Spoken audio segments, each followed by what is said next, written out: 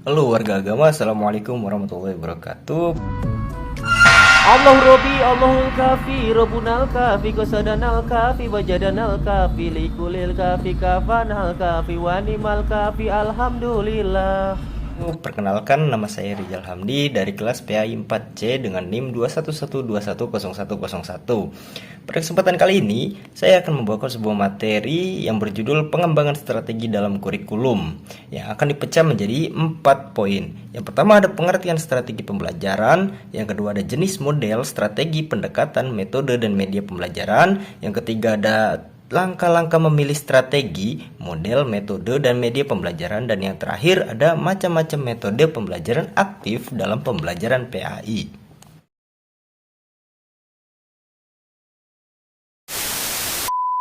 Poin yang pertama adalah pengertian strategi pembelajaran. Secara umum, pengertian atau definisi dari strategi pembelajaran adalah suatu usaha menggunakan strategi yang sistematis yang dilakukan secara efektif guna mendapatkan suatu prestasi dan juga keberhasilan dalam kegiatan pembelajaran.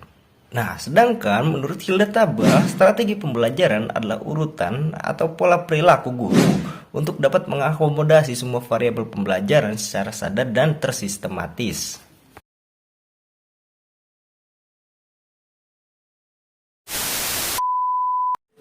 Poin yang kedua adalah jenis model pembelajaran. Di sini ada 4 poin yang akan kita bahas. Yang pertama ada strategi, yang kedua ada pendekatan, yang ketiga ada metode, dan terakhir ada media pembelajaran.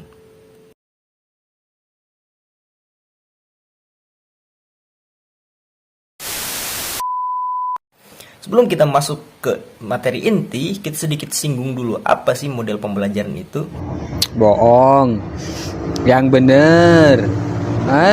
Dalam dunia pendidikan, model pembelajaran adalah suatu pola yang digunakan untuk merencanakan suatu pembelajaran. Model pembelajaran juga dirancang untuk mengatasi berbagai problematika yang terjadi dalam pelaksanaan pembelajaran. Selain itu, model pembelajaran juga digunakan sebagai pedoman bagi seorang guru untuk memberikan materi kepada siswa. Jika suatu model pembelajaran tersebut menarik, maka siswa akan tertarik dan semangat dalam mengikuti setiap proses pembelajaran.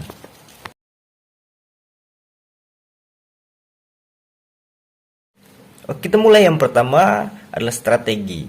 Menurut Gerald Kemp, strategi pembelajaran adalah suatu kegiatan pembelajaran yang harus dikerjakan oleh seorang guru dan siswa agar tujuan pembelajaran dapat dicapai secara efektif dan efisien.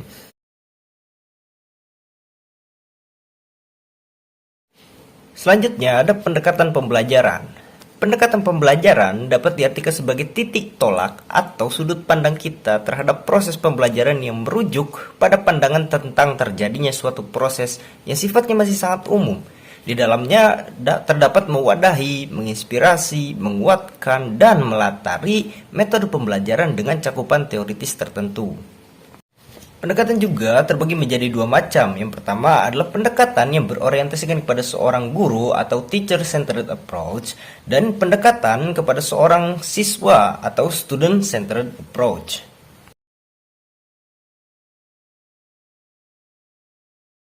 Selanjutnya, yang nomor 3 adalah metode. Metode adalah suatu cara yang dilakukan oleh seorang guru untuk mencapai suatu tujuan pembelajaran. Metode digunakan untuk merealisasikan model yang telah dirancang sebelumnya. Dengan kata lain, model adalah perencanaan suatu pembelajaran, sedangkan metode adalah cara untuk mewujudkannya. Ada perbedaan antara metode dan juga pendekatan. Pendekatan lebih menekankan pada strategi dalam perencanaan, sedangkan metode lebih menekankan pada teknik pada pelaksanaannya. Nah, saya tambahkan satu lagi agar lebih mudah dipahami. Satu pendekatan yang direncanakan untuk satu pembelajaran, mungkin dalam pelaksanaannya proses tersebut digunakan beberapa metode.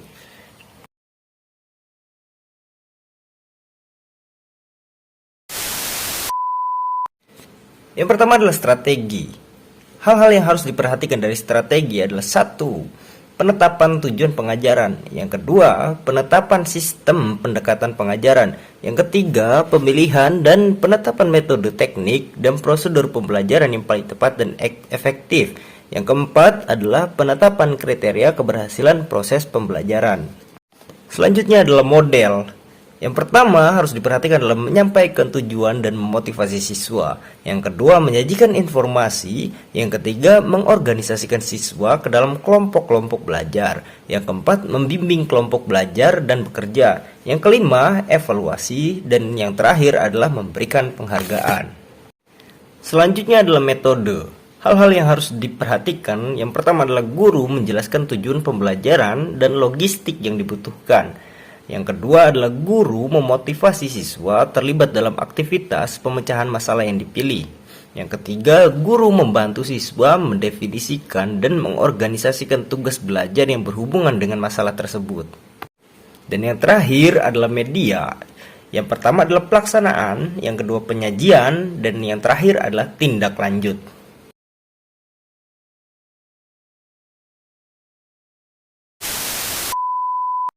Poin yang terakhir adalah macam-macam metode pembelajaran aktif dalam pembelajaran PAI. Kita mempunyai beragam metode, banyak sekali metode yang dipakai. Yang pertama adalah metode ceramah, yang kedua adalah metode tanya jawab, yang ketiga adalah metode diskusi, yang keempat adalah metode pemberian tugas, yang kelima adalah metode eksperimen, yang keenam adalah metode demonstrasi, dan yang terakhir adalah metode bimbingan dan problem solving. Dan ya, itulah akhir dari materi di video kali ini. Mohon maaf bila masih banyak kekurangan dalam menyampaikan materi. Tapi bohong. Juga terima kasih kepada sahabat-sahabat yang sudah mau menyimak dari awal sampai akhir. Guys, terima kasih buat lo semua.